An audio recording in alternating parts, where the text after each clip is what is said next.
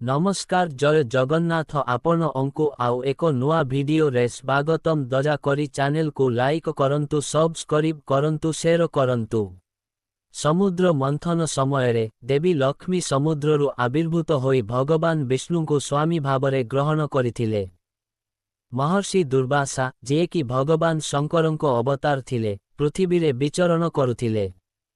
भ्रमण करुथिबा समय रे से एक सुंदर जंगल को गले। सेठारे जने सुंदर विद्याधारी महिला तांको हातरे पारिजात फूलर माला धरी ठिया होइथिले। सेही माला दिव्य फूलरे तैयारी होइथिला। समग्र वन अंचल एहार दिव्य बास्नारे सुगंधित थिला। दुर्वासा विद्याधारींको ठारू सेही सुंदर माला मागिले। विद्याधारी तांको सम्मानर सहित प्रणाम कले एवं तांको सेही माला देले। मालाटीकु नेई पागल छद्मवेशी ऋषि ताहा तांको मस्तकरे रखी पुणी पृथ्वी रे विचरण करिबाकु लागिले। एही समयरे ऋषि देवराज इंद्रंकु देखिले जे मत्त ऐरावत उपरे आसुछंती। तांको सहित अनेक देवता मध्य थिले। ऋषि तांको मुंडरु माळ काढी हातरे धरिथिले। एथिरे भुजामहुमाछी गुंजरित हेउथिले। जेतेबेले देवराज पाखकु आसिले दुर्वासा पागल परी तांको उपरे माळ पकाइले। देवराज एहाकु ऐरावतंको मुंडरे पिंधाइले। ऐरावत एहार तीव्र गंधरे आकर्षित होई तांको सुंड्रु माळ काढी आनी एहाकु सुगंध करिबा परे पृथ्वीरे पकाई देले।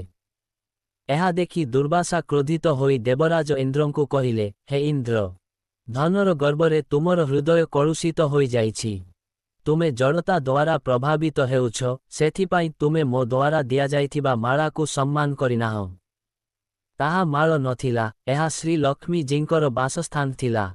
तुमे माळ नेबा परे मध्य नतमस्तक होइनाह।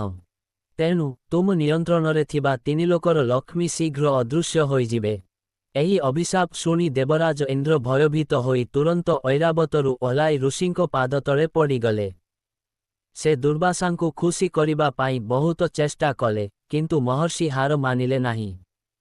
बरं से इंद्रंकु भर्त्सना करी सेठारु चालीगले। इंद्र मध्य ऐरावत उपरे चढ़ी अमरावती को फेरीगले। सेबेठारु तीनि लोकर लक्ष्मी नष्ट होइगले। एहीपरि भावरे जेतेबेले त्रिलोकी धन एवं मंगलरु वंचित हेले राक्षसमाने देवतामानंकु आक्रमण कले। देवतामानंको मध्यरे एबे उत्साह केउंठी रहिला। समस्ते पराजय ग्रहण कले। ता परे समस्त देवता ब्रह्माजींको निकटकु शरण पाई गले।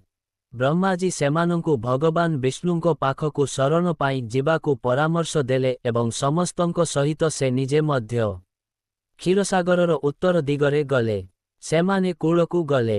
सेठारे पहुंचिबा परे ब्रह्मा एवं अन्यान्य देवता माने महाभक्ति सहित भगवान विष्णुंको स्तुति कले। भगवान आनंदरे देवतामानंको सम्मुखरे प्रकट हेले।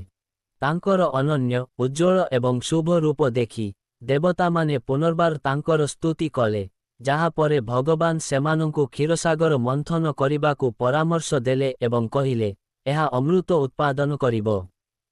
एहाकु पान करी तुमे समस्ते अमर होइजिबो, किंतु एहा एक बहुत कष्टकर कार्य, तेणु तुमे राक्षसमानंकु मध्य तुमर साथी करिबा उचित। मु निश्चित भावरे तुमकु साहाय्य करिबी। प्रभुंको आदेश पाइबा परे देवता माने राक्षसमानंको सहित एक चुक्ति कले एवं अमृत पाइबाकु चेष्टा करिबाकु लागिले। सेमाने विभिन्न प्रकारर औषध आनी क्षीरसागररे छाड़ी देले।